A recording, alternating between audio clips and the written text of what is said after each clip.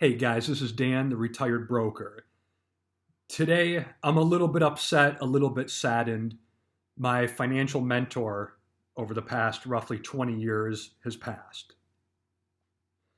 However, he was about 90 years old, so we can't be too sad. He had a long, fulfilling life. But what I wanted to talk about is a few things that he taught me.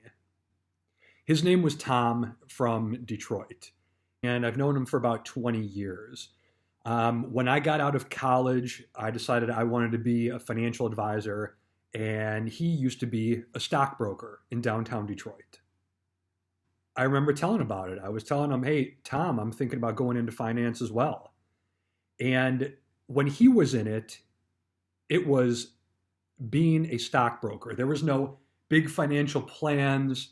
There wasn't anything. It was let me buy this stock, make you money, sell it. Let me find the next one, make you money, sell it. And sometimes they wouldn't make money on these stocks, but that was the business. It was sell securities, get commission. And he did really, really well at it. And he ended up getting a client who was a billionaire. And he always told me, you just need one good big client to make your business. I told him, well, look, I'm young, I'm just starting out. He's like, obviously, look, you're not going to get that maybe ever. But until then, you must be talking to everyone, getting your name out there, letting them know you're a financial advisor, letting them know you can help them. And what you need to do to really get your clients to trust you, really get close to your clients, is be genuine. Don't lead them astray. Don't churn them. Be real with them and help them out. You have to listen. You have to talk about their feelings, their emotions, and make sure that you can help them with their goals. It's not just selling stocks one after another anymore. It's a relationship business. And this is the foundation he set for me, and why I think it's so important that you need a mentor. He really got me to think a different way about the business and really helped me grow in my career as a financial advisor.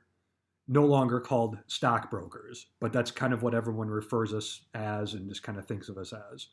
But it's really a relationship and sales business. You know, when he was in the business in downtown Detroit, he was in the RenCen, the Renaissance Center, if you know anything about the area. If not, you can Google it. It's the GM headquarters. And there's obviously other offices and businesses in there. But back when he was a stockbroker, it wasn't just clicking a button and placing a trade. It was filling out a form, putting it in a cylinder tube, and shooting it up an air compressed tunnel to the secretary to then call New York to have the runner in New York go to the broker and place a trade. It was actually, and he was telling me these stories and how it used to work.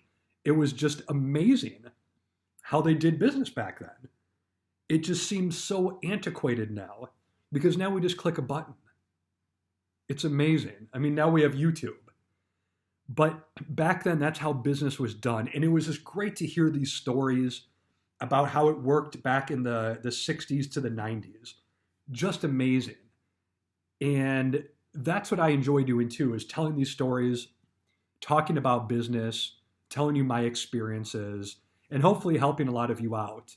And I think it's great when I contact or when I talk to people in the comment section, let them know my opinion about the business. It is really important to give back and to help others in this business, because there's so many mistakes I've made that my mentor Tom helped me with, or really I just figured out on myself as well. But a couple more things that he taught me.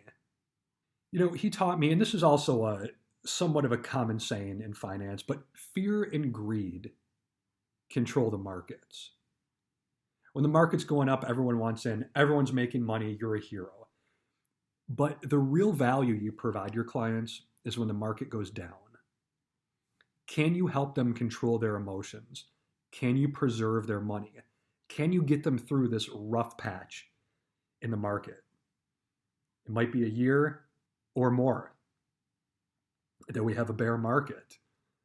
But that's where the money is really made and the relationships are really made in this business. Because it's not an easy business. There's going to be a lot of challenges and difficulties. But if you can get your clients through those rough patches, that's going to build a really strong bond.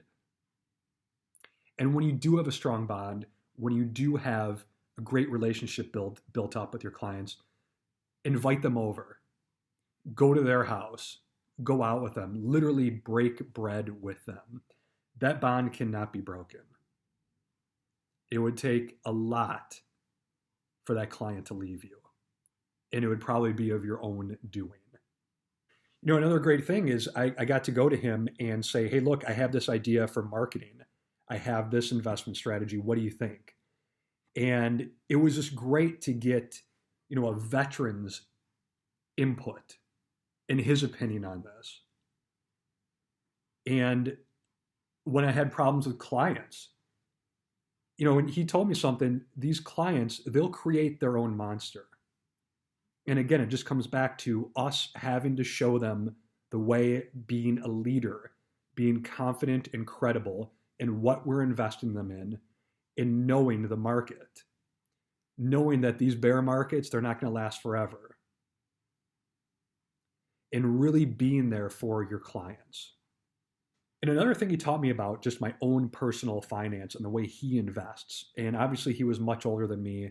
He just passed at around 90 years old. But he told me, once you have your investments, don't spend principal. Live off the dividends. That is true wealth. You let your principal grow and grow and grow, and you just live on what it creates for you.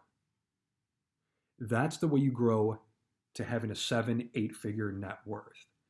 And obviously, if you're still working, you keep adding to that pile and adding and adding and adding. And he was able to leave a lot of money to his family and many charities as well. And that's what I'm trying to do. I'm trying to grow and preserve what I have and not touch my principal. As I show you in my dividend income reports and my rental income reports, I don't want to touch what I have. I just want to preserve that and live off these dividends. So it was really important to everything he taught me. And like I said, it really helped me grow in my career. And really the importance of having a mentor is sometimes overlooked. It is very important. Somebody you can trade ideas with, ask questions to, somebody that won't judge you when you're in your young 20s and asking stupid questions. Because I remember I was asking him a few things. He told me, I used to think that exact same way. This is how it works. This is why it won't work. This is how it does work, whichever. But he went through it all. And he helped me a little bit. Well, he helped me a lot in my career, just his advice alone. So Tom, rest in peace. Thank you for everything.